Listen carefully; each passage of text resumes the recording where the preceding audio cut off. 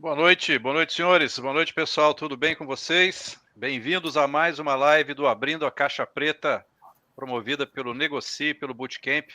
Eu sou André Gurgel, estou aqui representando o time de compras.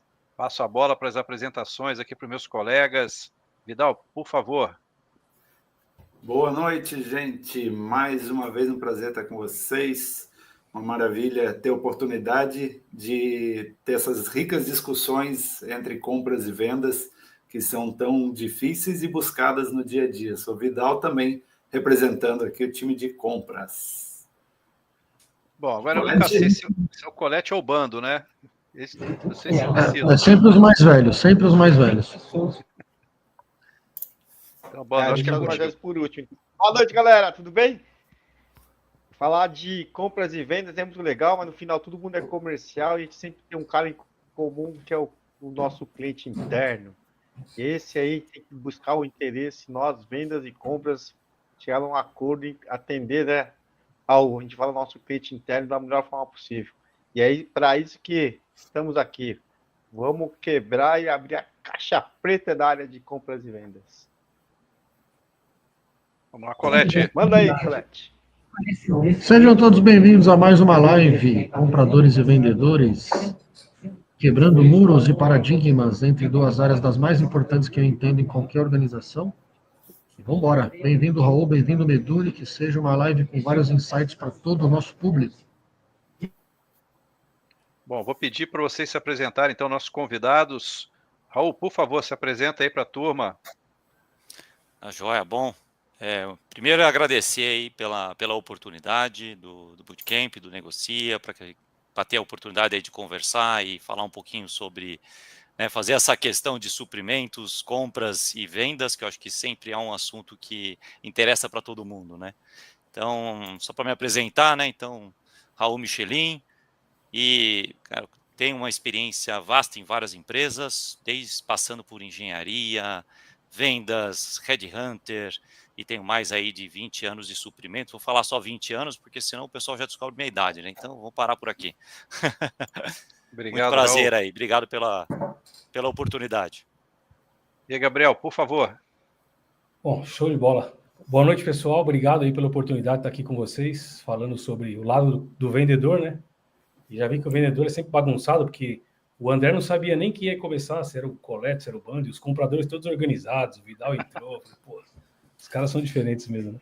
Mas valeu, eu sou o Gabriel Meduri, fui diretor de operações em empresa do mercado de integração, diretor comercial.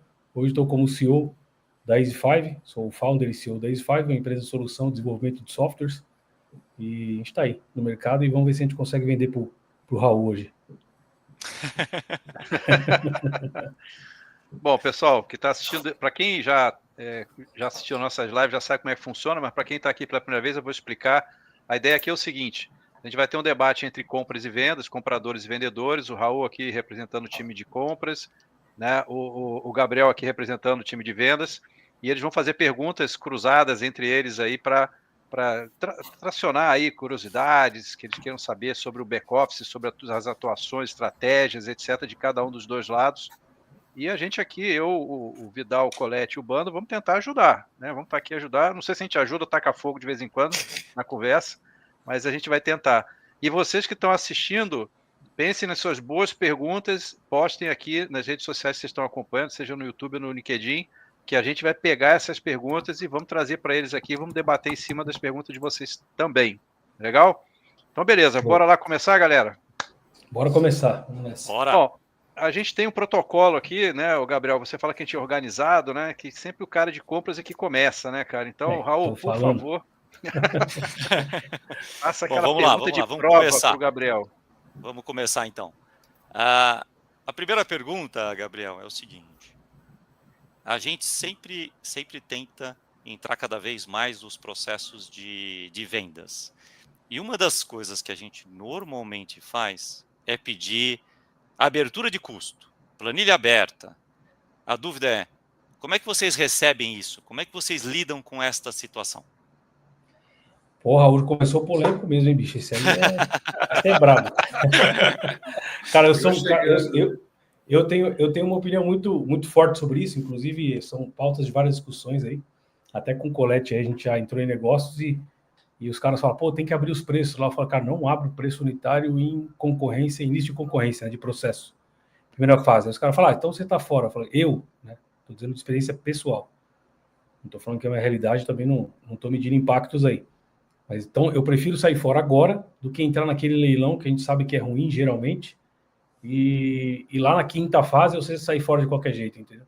Então é uma análise muito pessoal dentro do time de comercial lá que a gente toca, porque é um time mais enxuto.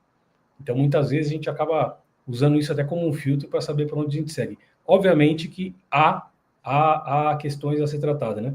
Então, por exemplo, quando uma RFP ou uma cotação vem de compras aí bem detalhada, com os itens unitários lá bonitinhos, você vê que tem uma preocupação do outro lado de fazer um trabalho para nivelar o mercado, nada mais justo e honesto do que nós também fazemos o mesmo. Devolvemos com itens unitários, com as nossas observações, etc. Quando é o contrário, preciso disso, cara, então ele está procurando uma solução, né? Não vem do serviço, não vem do produto. Então, se ele está procurando uma solução, a solução custa tanto.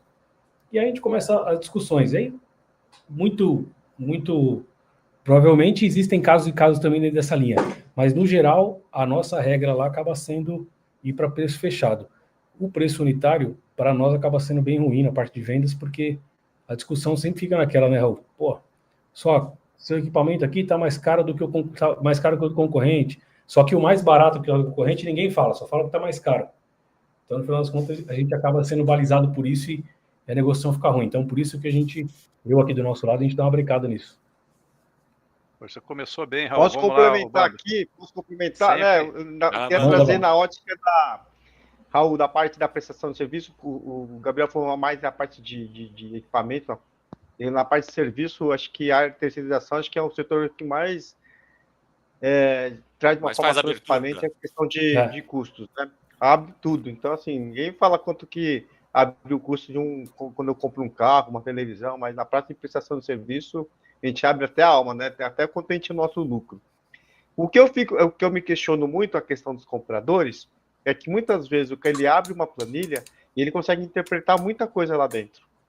E aí, às vezes eu fico assim, pasmo, porque assim, como o cara contrata uma empresa que coloca sua taxa de administração 5% e lucro de 1%.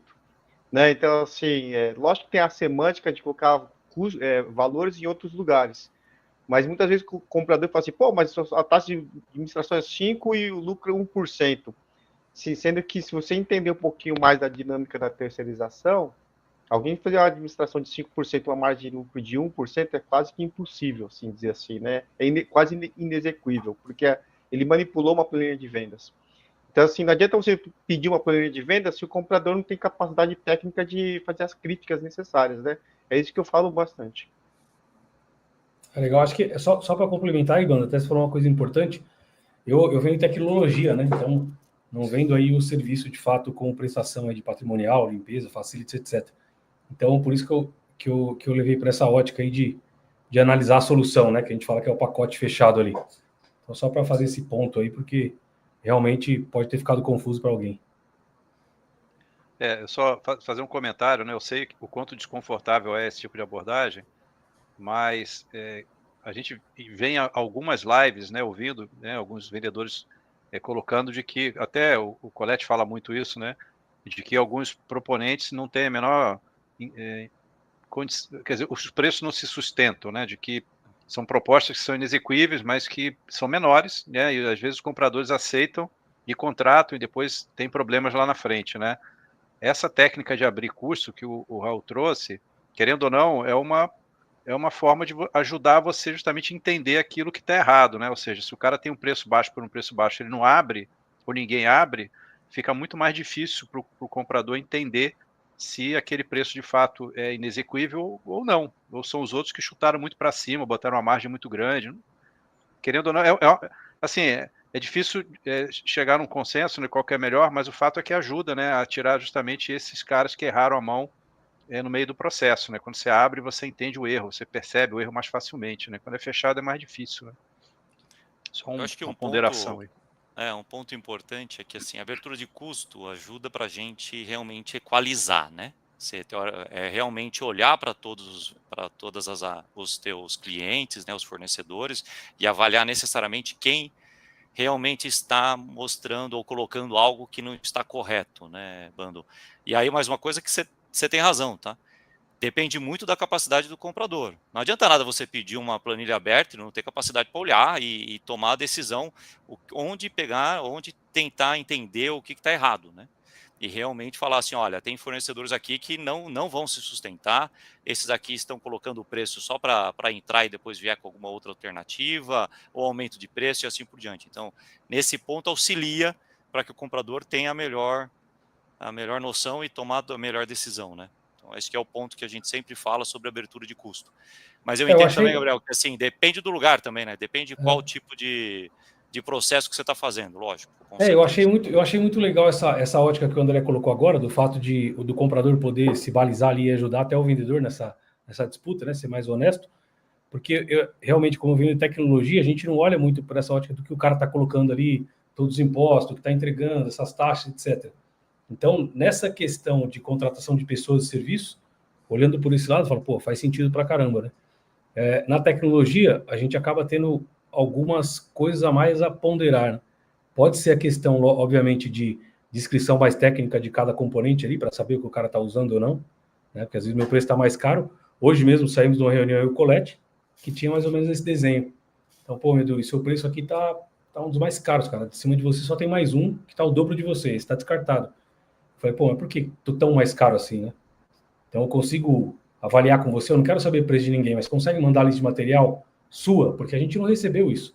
Então, a partir do momento que eu tenho que levantar e fazer o meu dimensionamento baseado na experiência que eu tenho e conhecimento daquele cliente, do perfil que a gente já conversou, etc., na investigação ali comercial, a gente acaba dimensionando uma solução olhando para ele, né? Então, pode ser que o concorrente nosso realmente está usando um cabo inferior, né, um componente muito inferior que cai muito o custo. Então, esse tipo de coisa aí também é legal a gente se ater, né?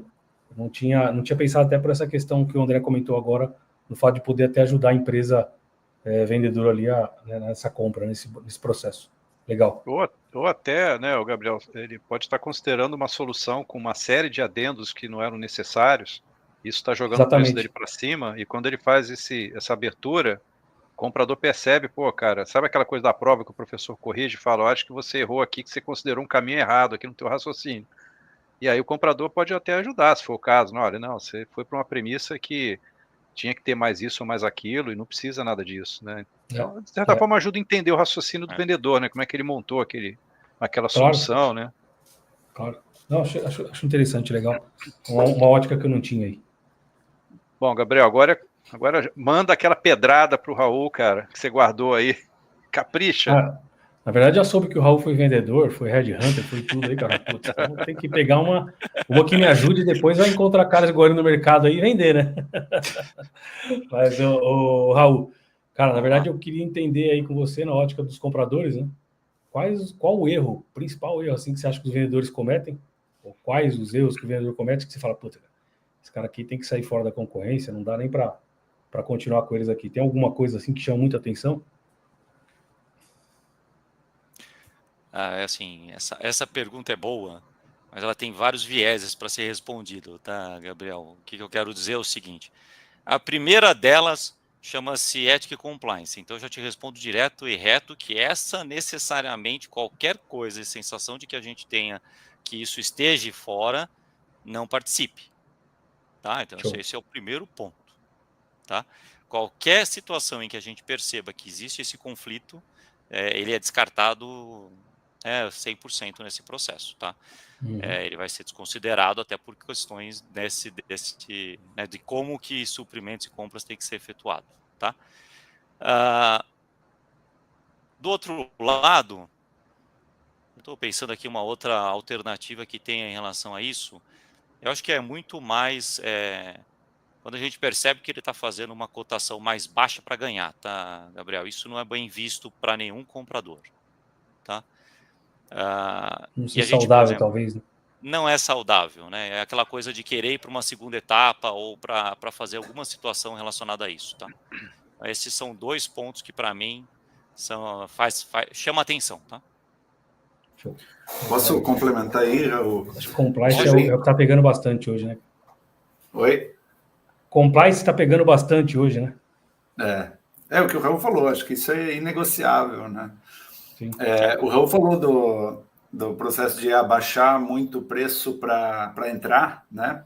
Mas tem um outro lado também, que é quando a gente sabe que às vezes numa cotação você tem o mignon e tem o osso, né? Numa lista de materiais. E eu vejo também como bastante negativo quando o vendedor ele pega o osso e joga o preço lá para cima justamente porque ele não quer. E muitas vezes, para a empresa, é muito melhor você negociar o pacote com um único fornecedor do que fazer o cherry picket, né? Comprar o mais barato de diversos fornecedores. E aí esse cara, com essa estratégia de isso aqui é osso, deixa eu jogar o preço lá em cima que eu não quero, porque é uma demanda baixa, é um lote pequeno, enfim, vários, né, dificultantes aí. Isso para mim também é uma baita bola fora, sabe? Porque no olhar de compra de pacote, o cara pode estar perdendo bastante. Bom, Gabriel, eu como time compras aqui, eu vou colocar aqui a minha lista dos maiores incômodos. Na verdade é um só, que deriva dessa questão de ética que o Raul falou, né? Mas que eu acho que o brasileiro, em geral, tem uma característica, não todos, claro, mas alguns, de não gostar muito de seguir a regra do jogo, né? Então, o processo de compras que o comprador coloca, ele tem uma regra, em geral, ele coloca lá as regras desde o início, né? E o critério, muitas vezes, né? E eu já passei por várias situações que no final do processo, um tem que ganhar, não dá para ganhar todos, né? Tem um que vai ganhar, e aí o cara perde e o cara fica questionando e eu justifico, olha, você perdeu nesse critério, estava claro desde o início.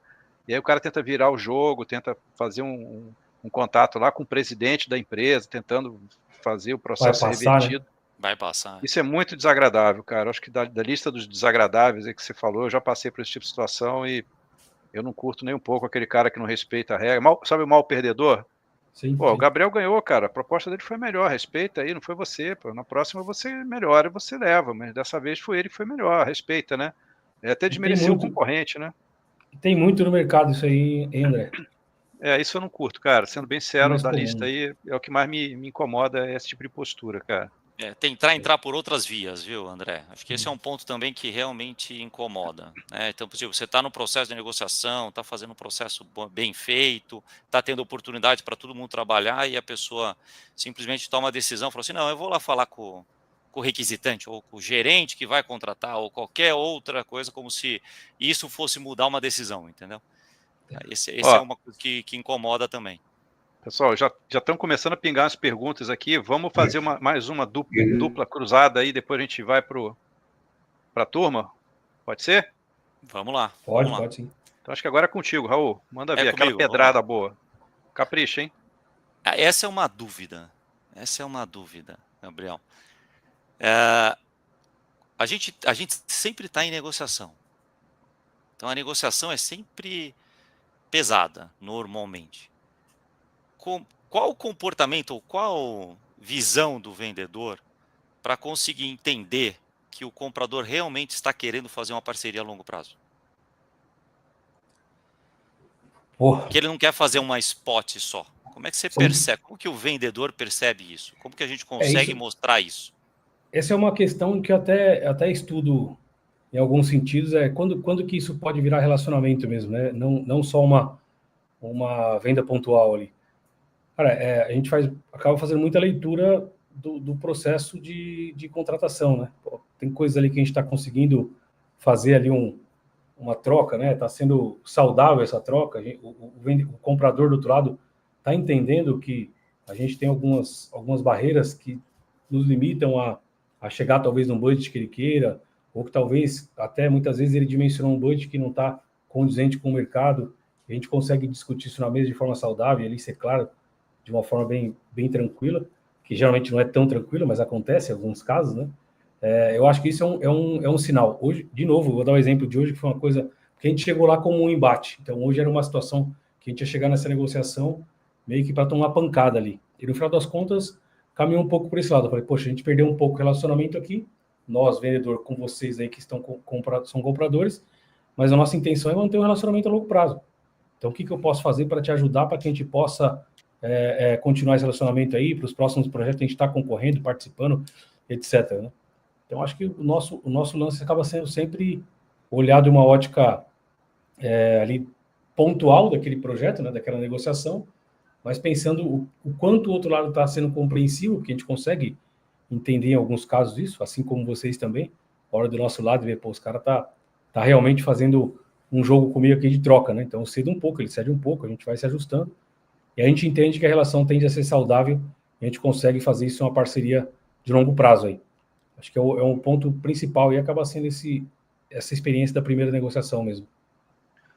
Raul, só para entender a tua pergunta, você acha que eventualmente você dá aquela deixa e o cara perde a tua deixa, né, de você tentar fazer esse acordo de longo prazo, o cara fica focado muito no imediatismo do resultado de curto prazo, é isso que esse é o ponto que você está trazendo, só para entender bem a... Não, para mim é realmente construção de parceria, André, porque o que pode acontecer é necessariamente quando você está numa concorrência em que tem muitos fornecedores, eles acabam vendo assim, o comprador está querendo ter mais informações ou mais detalhes, ou ter todas as informações que ele possa estar passando, e ele está achando que nós vamos passar para outra pessoa, ou que vai fazer qualquer outra situação, entendeu? É lógico, tudo dentro do que é permitido num processo de suprimentos, né? Um compliance dentro, né? E pedindo todas as informações, detalhes do que está acontecendo. E muitas vezes os próprios fornecedores não passam esse tipo de informação. Então, acho que esse é o ponto que a gente está, que eu estou questionando aqui. Acho que essa conexão aí da clareza do que está fornecendo acaba ajudando também o comprador a entender, né? Que a relação pode ser a longo prazo aí. Especialmente quando a gente está falando de negociações mais complexas, né? Não o dia a dia, né? Não MRO, que a gente chama, né? Que é material, que é commodity, etc, né? O Zé até comentou bem ali, ó, sem relacionamento e confiança, o que sobra além de preço, né? Porque a gente fica nessa briga de quem é mais barato, né? Bando e Colete, querem fazer algum comentário sobre essa história? Por favor. Pode. O que eu queria, na verdade, esse ponto é importante, Raul, mas aí eu participei de alguns fóruns e lá, eu também participei lá da Embrax, participei de algumas palestras e eu vi muito as tendências de você até terceirizar a área de compras, né, com uma empresa especializada, né? A parte de categorias, tem diretos e indiretos, mas quando você fala, aí você traçando esse paralelo aí, como que você vai fazer relacionamento estratégico com uma empresa para o seu negócio, sendo que você está terceirizando sua área de compras com uma empresa? Como é que você enxerga isso? É uma tendência? Como é que você vê com bons olhos ou não falar de parceria de fornecedor, sendo que é uma empresa simplesmente de suprimentos que compra de tudo, e como é que eu vou trazer relacionamento para o seu negócio? Difícil, né? Quando você está... Eu acho que eu te entendo em relação a indiretos, tá, Bando? Quando a gente está falando de indiretos, que são a maior volume, e aí, lembrando, né, acho que até as questões relacionadas às ferramentas de compra, onde se posiciona aquela categoria dentro do próprio suprimentos, se ele realmente é estratégico, não é estratégico para a empresa, se ele acaba não sendo crítico e acaba sendo só volume, né, mas baixo valor para que a gente faça atendimento. Então, acho que isso difere para tipo de categoria e de empresa também, tá, Bando? Então, o que eu quero dizer é, se você tiver uma empresa que não tem nível de maturidade de suprimentos, a maioria das vezes eles acabam até terceirizando primeiramente para poder reter informação, para conseguir ter treinamento, para conseguir ter detalhes sobre como que deve ser feito um bom suprimentos. Quando você vai evoluindo no momento de suprimentos, de maturidade, etc., você acaba tendo compradores específicos, gestores de categoria, e, consequentemente, esses gestores vão ter que aprofundar, vão ter que ter conhecimento de mercado, vão ter que sentar com o vendedor, entender 100% como é que funciona, mas, de novo, isso demora, não é fácil, depende da maturidade de suprimentos. Se você estiver num nível muito tático ainda, muito mais operacional, você vai sentir o que você está falando agora. É muito mais fácil terceirizar no primeiro momento do que aprofundar, tá? O Raul, só permite um comentário, né? Lógico. Esse assunto também já veio em algumas lives, né? Assim como muitas empresas terceirizam vendas através de parceiros, né, de revendas e etc., né, que são os canais, são os famosos canais, e que não são eles propriamente, em geral atendem clientes menores ou que demandem uma qualificação menor no atendimento ao cliente, né, que eles vão colocar pessoas talvez com não tanto, não vou dizer preparo, mas não com uma instrumentalização assim tão poderosa quanto o próprio fabricante ou dono da solução. Do lado de compras também, as áreas de compras são estruturadas para que tenham os seus melhores compradores, obviamente, naqueles itens que a empresa gasta mais dinheiro, que são mais complexos, né? E naquela cauda longa, né, como a gente chama, aí é onde a gente costuma treinar os novos, né? Entram por ali para aprender a fazer as compras, ali se ele errar uma negociação, outra, o problema não é tão grave de administrar, né? E aí ele vai aprendendo. Então, assim, eu, pelo menos na minha época de gestor de compras, eu não esperava que para um item da minha cauda C viesse o presidente da empresa para tentar fazer aquela venda, às vezes de um item de valor pequeno, inclusive, e eu estava do meu lado um comprador júnior atendendo o presidente da empresa, né? Era muito o contrário, era um vendedor iniciante ou até mesmo um representante dele, né? Não era nem o próprio fabricante. E, obviamente, em compras de valor muito, muito alto, em algumas empresas, até o presidente da empresa vai à mesa para negociar. Não é nem o diretor de compras, é até o presidente que entra ali e faz uma conversa até com o presidente da outra empresa, dependendo do que for, né? Da relevância daquilo para o negócio, da estratégia e do valor. Vala, Bando. Não, só para complementar aqui, que a gente fala da maturidade, mas assim, eu estou na área de vendas, na setor de terceirização, já vai fazer 3 décadas já.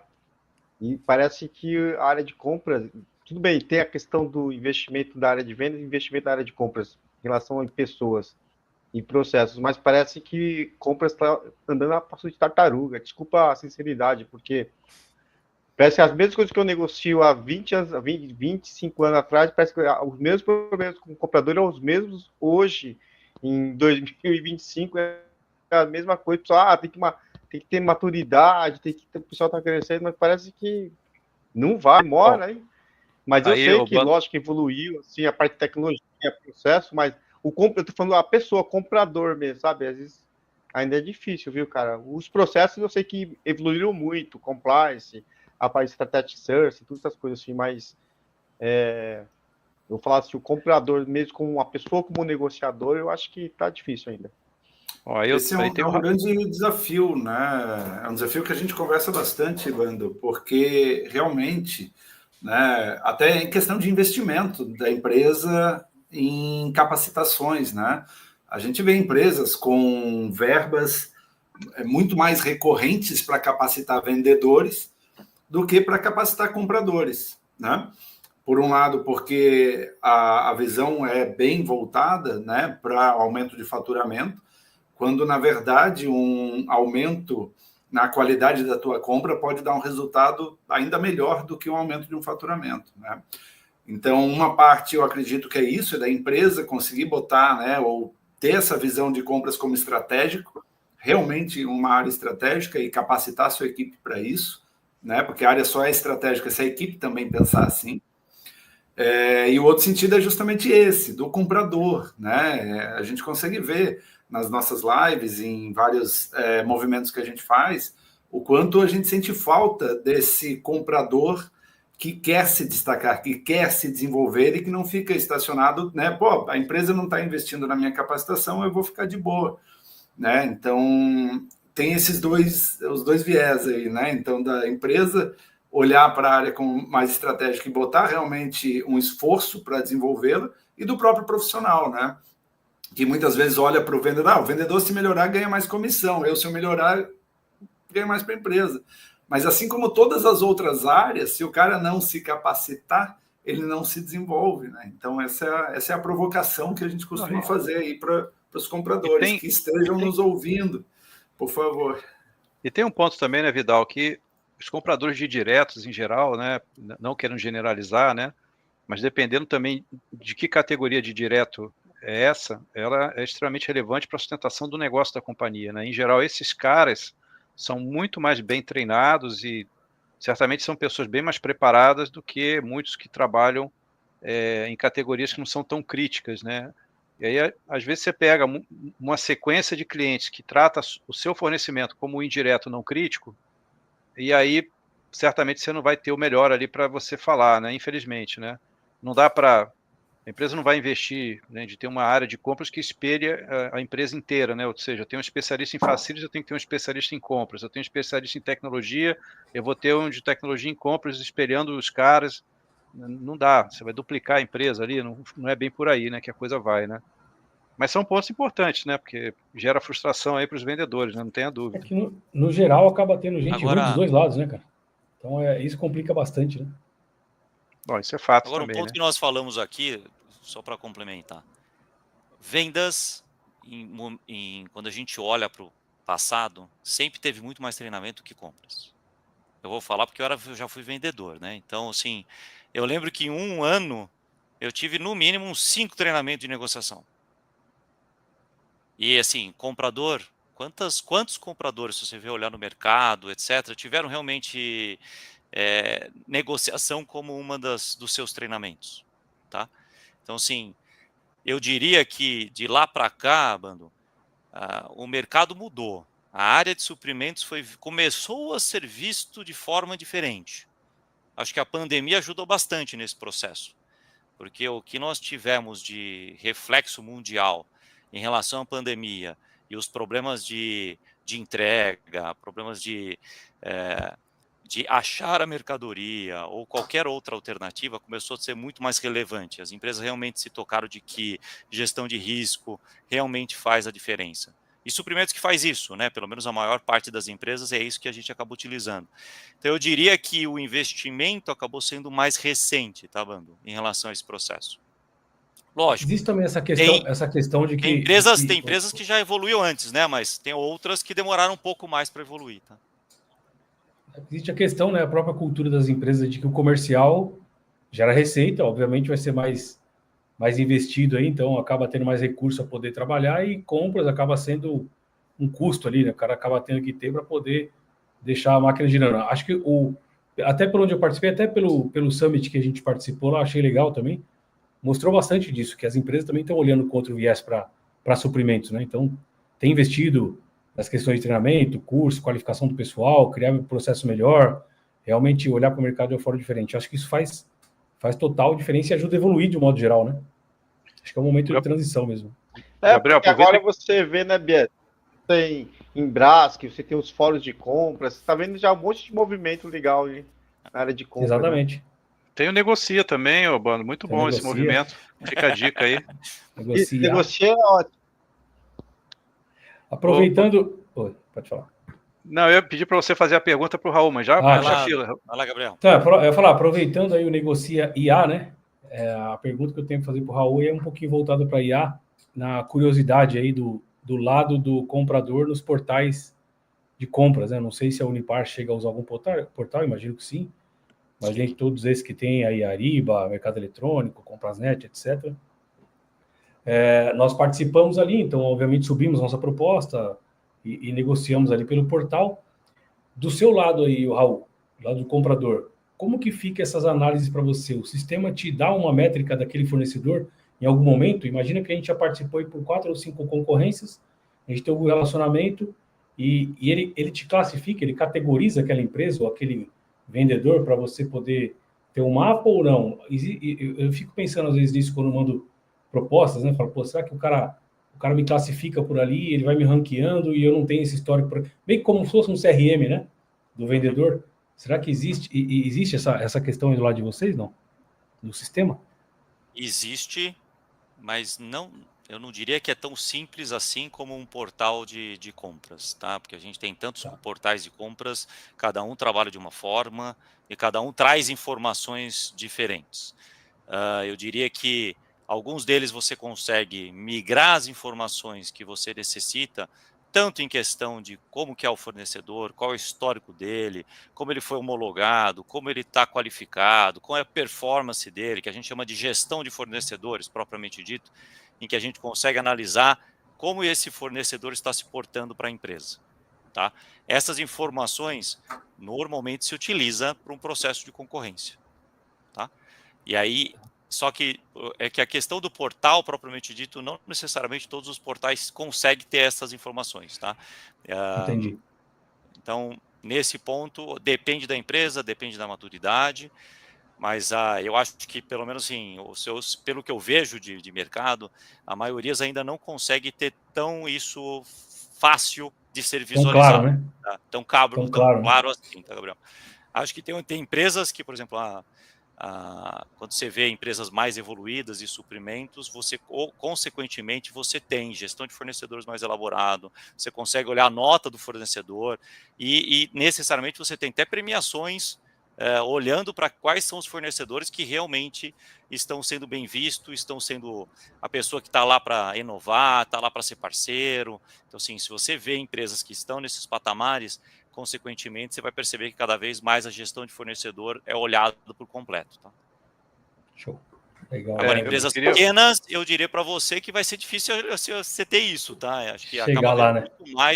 muito mais ainda uma questão de último preço, alguma outra coisa dessa forma, tá? E lembrando também aquilo que o André colocou, né? Que mesmo você tendo as ferramentas para isso, não necessariamente ele vai ser olhado para todos os itens da categoria. Né? Vai ser muito mais aplicável para os itens da curva A. Né? O B e o C, às vezes, você tem, óbvio, todo um processo, né? Porque não basta você ter um sistema, você tem que ter um processo de pessoas que rodam ele para garantir que todas as informações estejam lá. Né? E é claro que o capricho, né, nesse processo, não me entendam mal pelo capricho, mas é muito mais focado nos itens A, né? Sim. Sem dúvida, tá, Vidal? Eu diria assim, como eu disse anteriormente, a gente tem curvas que realmente são estratégicas para a empresa e vai ter pessoas determinadas para olhar, vai ter gestor de categoria e vão conseguir. Quando você olha para a curva muito C ou D ou E, necessariamente a intenção é você conseguir ter um atendimento rápido, mas uma forma de você conseguir, como o volume é muito alto, e normalmente o custo, inclusive, acaba sendo mais reduzido perante aos demais, você quer, na verdade, ter contratos de estabilidade, entregas, recorrências, etc. Né? Só um comentário aqui. Uma empresa não tão grande, vamos dizer assim, média, uma grande ainda não tão grande assim, não raramente você tem uma base de 1.000 fornecedores fácil dentro da empresa, né? Então, só para dar um pouco de número aí, né?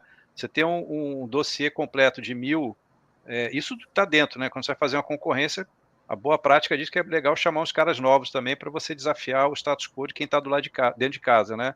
Então você imagina a quantidade de dados que você tem que levantar para fazer um escrutínio grande para toda a compra que você faz. Então é como o Vidal falou, você tem que fazer eventualmente algumas escolhas de quais categorias que você vai realmente gastar essa energia para fazer esse monitoramento, né? Esse é um ponto. O segundo ponto é a informação tem, né? Hoje o que mais a gente gera é dado. A questão é você qual o recorte que você vai trazer, né? Que tipo de dados você quer analisar, e aí você monta a tua IA, lógico, em cima do teu interesse, né? Do que você quer olhar e quais são os elementos diferenciais, vamos dizer assim, que são relevantes para você comparar um fornecedor com outro, né? Não necessariamente é igual para todo mundo, né? Tem uns que dão valor a um atributo, outros não dão valor a esse atributo, dão mais valor ao outro e assim vai, né? Eu acho que é mais essa linha de entender como é que os lados estão explorando essa questão aí dos dados fornecidos aí pela IA, né? Até o comprador, como vendedor, até o Zé comentou aí no chat, acho que é bem colocado, até onde a gente está indo já com isso, né? Então eu queria entender o lado de vocês aí, acho legal. Acho que e tem outro ponto, Gabriel, que eu acho importante comentar, que é o seguinte, assim, por mais que eu vou falar o óbvio, né, que você fazer uma avaliação de performance de fornecedor tem que ser baseado em KPIs bem objetivos e mensuráveis, a relação de preferência ou de não preferência, né, de um fornecedor e um gestor de contrato, por exemplo, envolve uma parte subjetiva. Existem fornecedores que se dão muito bem com o cliente ama, e tem um cliente 2 ali que odeia o cara, por uma questão relacional só. O gestor lá não gostou da relação, sei lá, o cara falou a pergunta acaba sendo mais nessa linha de, por exemplo, imaginando que exista um copilot ali, uma inteligência integrada nesse portal, né? Pensando já nesse sentido, em que mostre para você ali, pô, esse cara aqui é mais duro de negociação, ele não tem muito parcelamento, os preços dele são mais altos. Essas regras vindo de forma meio que automáticas ali para vocês tomarem a decisão, né? Como existe hoje em CRMs exatamente aí na parte comercial. Não que todas as empresas comerciais também usem, né? Os vendedores usam, Mas hoje já existe esse recurso, e do lado do comprador era mais entender se usa, mas eu entendi bem aí, o Raul esclareceu, você também, André. Acho que existem medidores de performance aí nessas concorrências que colocam Gabriel, a gente de saia curta às vezes. O relacionamento, né? Às vezes você negocia tanto com o mesmo key account, vamos dizer assim, que você já sabe qual é o perfil do cara, né? Se o cara como você falou, o cara é mais difícil, o cara é mais parceiro, o cara, enfim, a gente acaba tendo, são pessoas, né? A gente não compra às vezes uma vez, compra 2, 3, 4, 5 vezes com o mesmo key account, mesma empresa, né? Então a gente não precisa nem da IA, a gente já sabe qual é do cara, né? Ô, Gabriel, vocês como vendedores, vocês provavelmente fazem aquele análise de perfil do comprador, especialmente para aqueles que são mais representativos em relação à sua venda. Isso, pelo menos na minha época de vendas eu fazia isso. Da mesma forma, do lado de compras, você tem o mesmo processo, tá? Especialmente voltado para aquelas categorias mais estratégicas. Normalmente isso é padrão para todos, tá? Tá. Show. Assim, lógico que não é para todo mundo, como eu disse, né? É muito mais restrito. Depende de estrutura. É isso aí. Bom, legal. Vamos puxar umas perguntas da turma aí, ô Bando, você consegue selecionar uma boa aí pra gente? Eu vi umas boas aqui, viu? Eu posso dar uma rápida aqui? Quem mente mais? O vendedor quando promete ou o comprador quando fala que não tem orçamento, Raul? Onde que tá essa aqui, cara? Essa aí você puxou, não? Mas como que é? Quem mente mais? Essa eu só joguei no ar aí. Quem mente mais aí? O vendedor que fala que já está com as melhores condições, né? O vendedor que promete ali, ou o comprador que fala que não tem orçamento? Rapaz. São duas muito boas, viu? A briga boas. É boa. Agora, quem mente mais, aí você me pegou. Acho que é assim empata, hein? Eu diria que depende de quanto negociador é o comprador e o vendedor. Ou quanto ruim é os dois. Vamos lá, ver a pergunta da turma. Eu estava só enchendo o saco aqui. Não, mas essa pergunta é boa, cara. Esse é o teorema de Tostini. Exatamente. Essa pergunta é para você, Quer falar? Gabriel. Quer comentar, Colete? Você consegue ler? Colete. Eu consigo. Meduri. Será que o... Pergunta do Zé Roberto. Tá? É pro Meduri. Vai lá. Isso, ele está falando para os dois lados. Meduri. Será que o comprador e vendedor estão preparados para o uso de IA como ponte de confiança ou continuam enxergando só como ferramenta de pressão por preço? Vale para os dois lados. Eu acho que essa é uma questão que o Zé colocou dessa discussão que a gente estava tendo um pouco antes aí, né? Há uma curiosidade do lado dos vendedores aqui, pelo menos alguns que a gente conversa, que trabalha muito com portal aí, de entender como que esses portais ranqueiam, ou se eles não ranqueiam as propostas, né, comerciais, obviamente, ali, baseado em análise de IA, né? Então era mais uma intenção de entender isso e o quanto a gente está explorando isso dos dois lados, porque do nosso lado aqui também a gente pode montar propostas mais persuasivas, mais completas e melhores através de ChatGPT, como muita gente está fazendo, né? Então do lado de lá talvez era fazer um decrypt disso. Então a gente criptografa aqui pelo ChatGPT e você descriptografa lá o cara falando assim, pô, esse cara fez tudo pelo ChatGPT, como se fosse prova de escola, né? Acho que é isso, é meio que entender como é que a gente está lidando com isso, por serem coisas novas, né?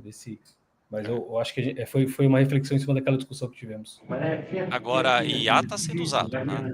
Em compras. Você acha que Raul, você acha que a questão do leilão, do robô, ele já é considerado uma IA ou ainda é uma IA? Eu diria que é muito mais um RPA ainda, tá? Considerado um RPA e não um IA, tá?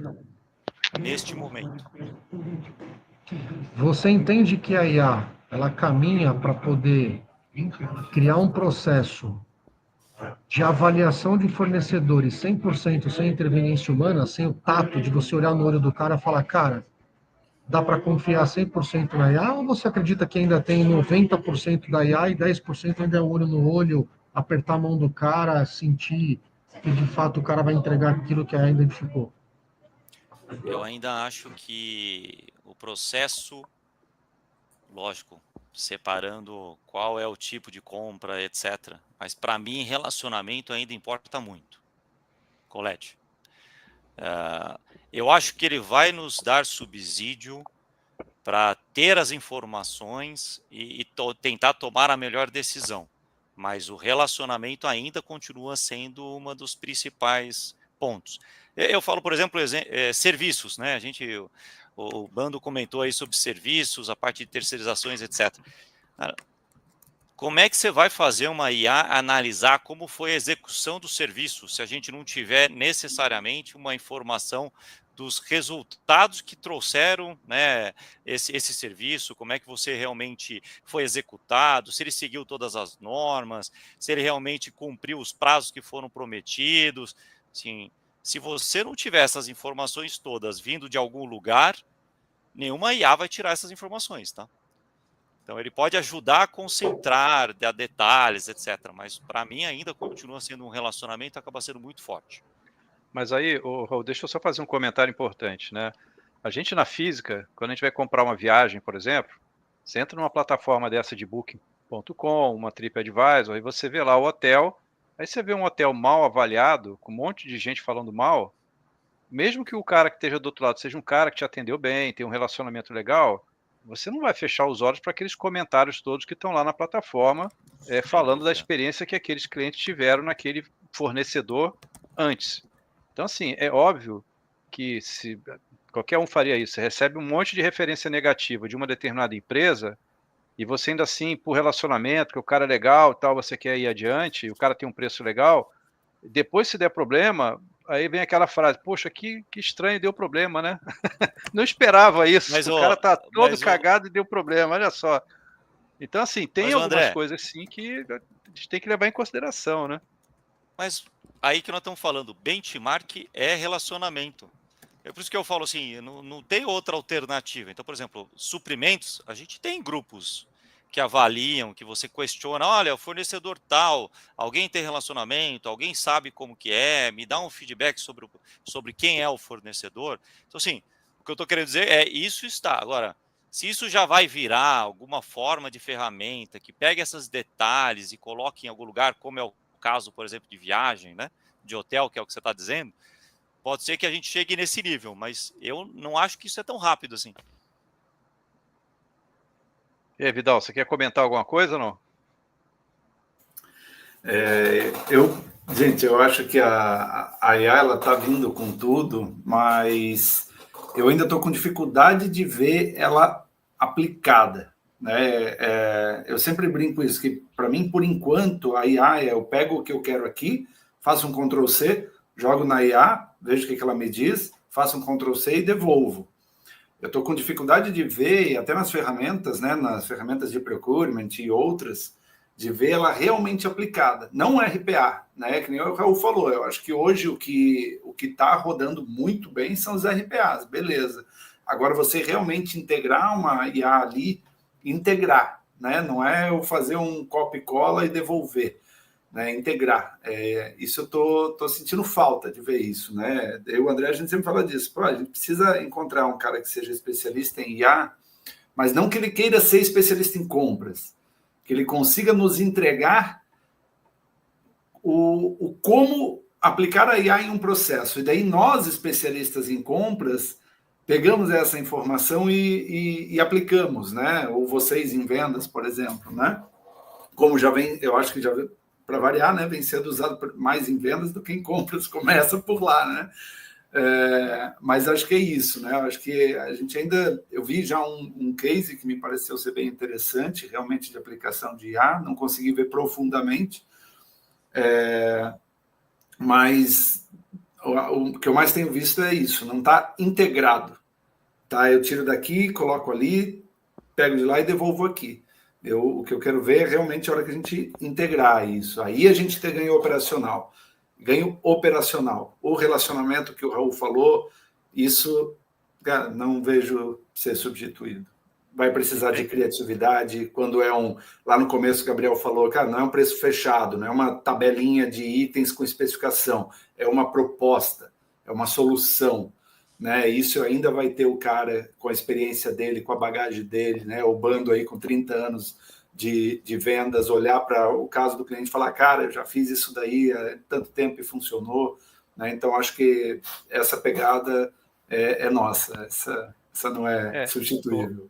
Ô Vidal, e tem um ponto também, né, que a gente tem que recapacitar essa turma toda para fazer uso dessa tecnologia, né? Não é porque o cara dirige um Fusca que você vai encostar uma Ferrari e ele acha que já sabe dirigir e sai por aí com a Ferrari, né? Ele vai acertar o primeiro poste que ele encontrar na frente.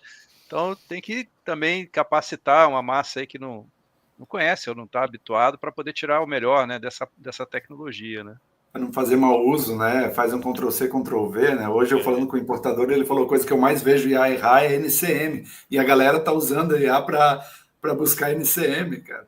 Tem uma frase que eu adoro da Lucilena Galvão, que é, cara, se for para eu ir para um precipício, eu prefiro ir de bicicleta do que de Ferrari, né? Então deixa eu do meu jeito aqui, que eu tô melhor. Vamos lá, Bando, puxa outra boa de prova aí, cara. E para quem está assistindo, pessoal, manda pergunta.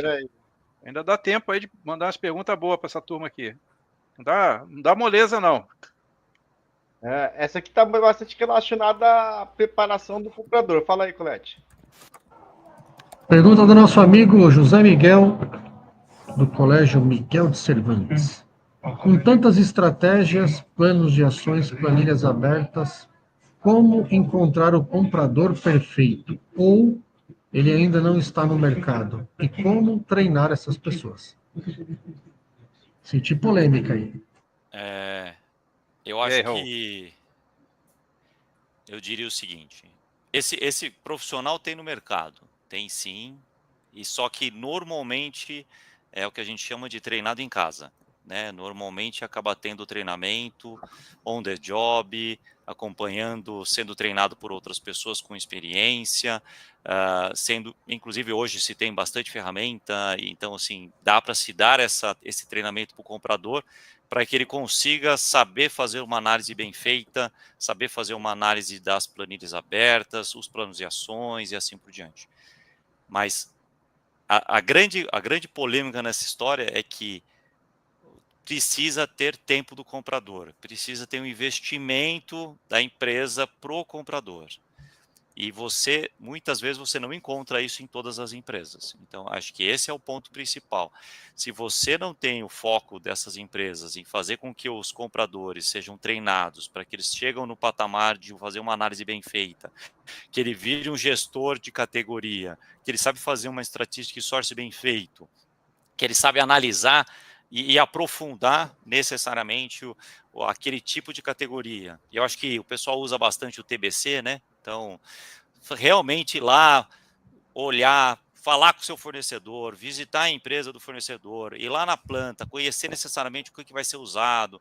Assim, o comprador ele tem que ter esse tempo para poder fazer isso.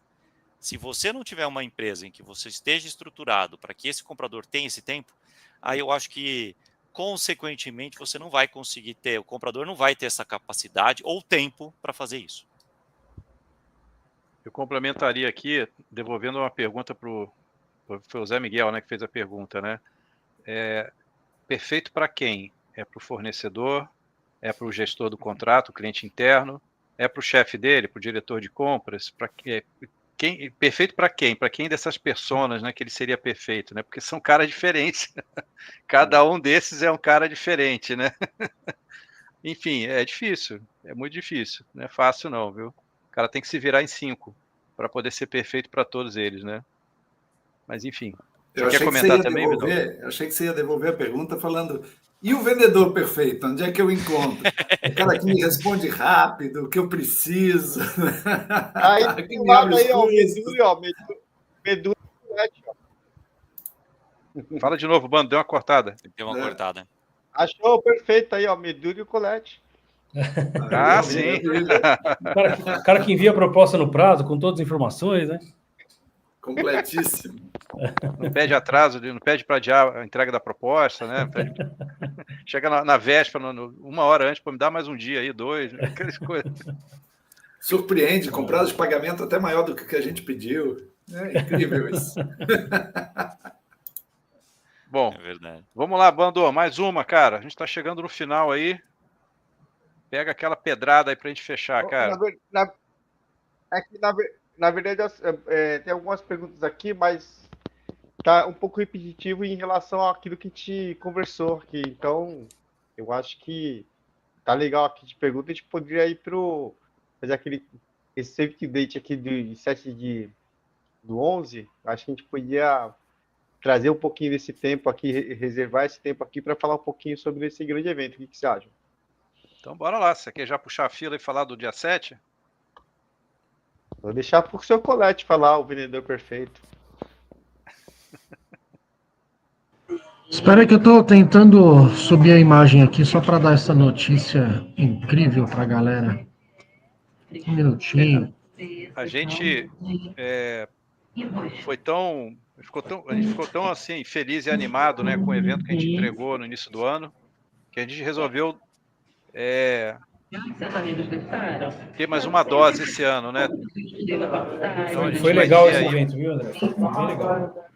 Pois é, foi um evento inovador, né? Juntar compradores e vendedores, né? Agora a gente está repetindo a dose em novembro. Fala, Colete, fala aí, não vou roubar tua fala não, cara. Eu acho que já subiu aqui na tela, né? Vocês estão vendo a imagem? Já está aqui. Sim. Então vamos lá, pessoal. Dia 7/11/2025. Compradores e vendedores, mais uma vez juntos, ao vivo e a cores, em um dia inteiro. Só que dessa vez aqui, diferente do primeiro evento, foi um evento de conteúdo, todo mundo sentadinho na plateia assistindo, grandes nomes de peso, tanto do lado do comprador como do vendedor. Dessa vez aqui o formato, além de ter também esse conteúdo nesse formato, vai ter uma arena.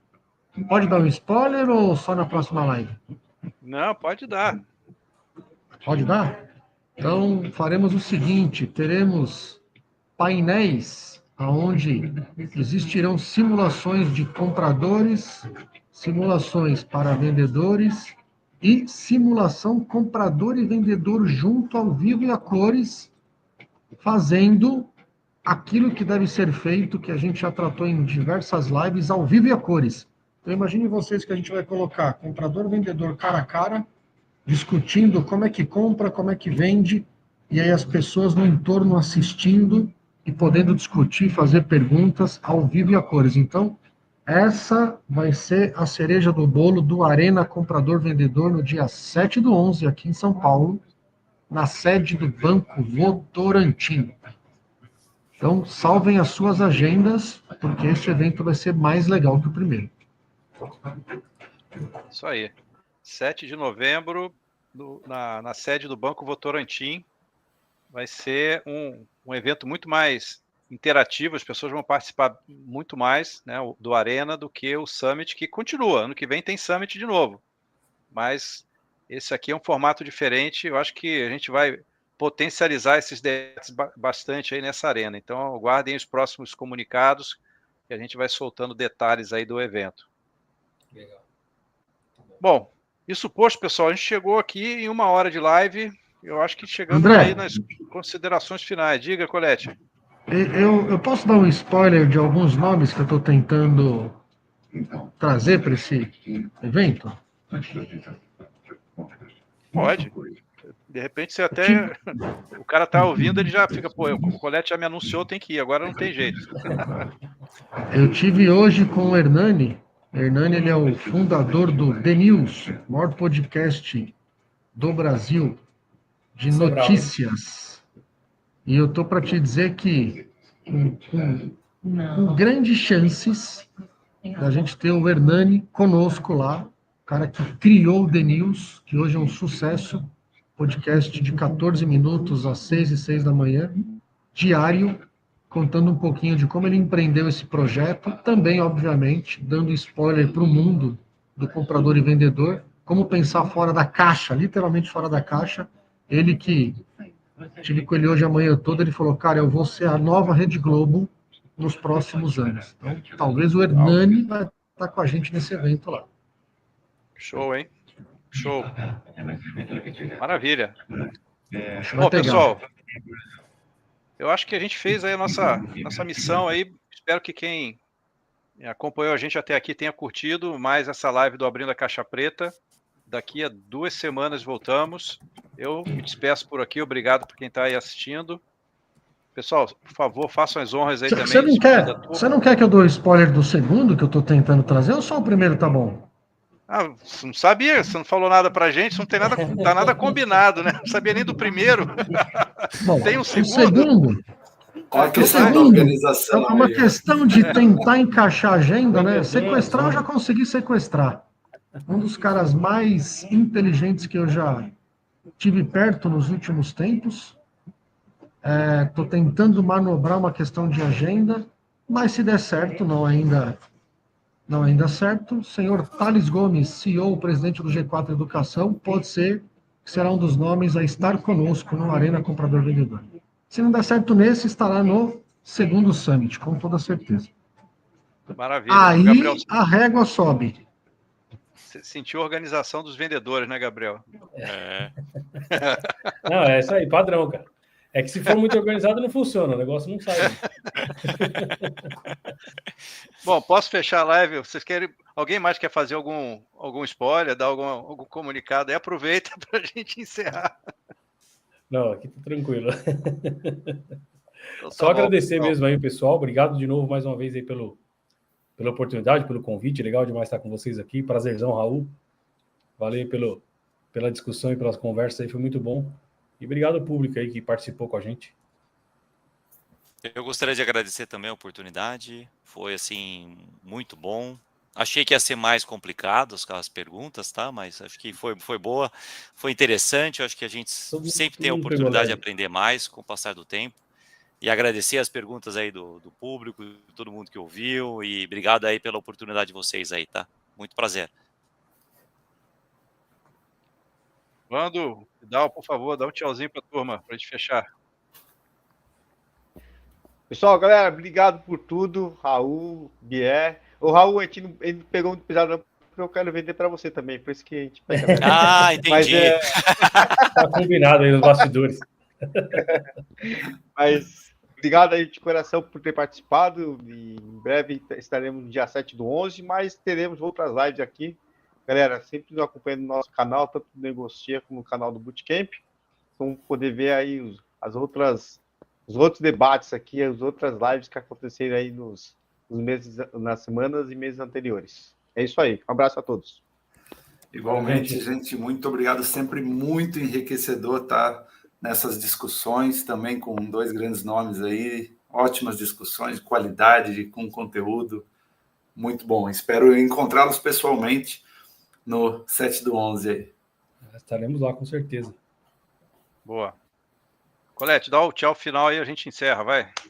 Não vou trazer o terceiro possível convidado e a gente solta mais informações na próxima live. Ficam todos com Deus. Estamos juntos. É o começo de uma jornada fodástica, comprador e vendedor. O mundo não será mais o mesmo depois dessas transformações todas propostas por nós. É uma satisfação ter vocês do meu lado. Então tá bom. Boa noite, pessoal. Obrigado a todos. Boa noite. Se vê na próxima live. Tamo junto. Valeu. Tchau. Tchau. De novembro, Humberto Carlos e seu marcaram.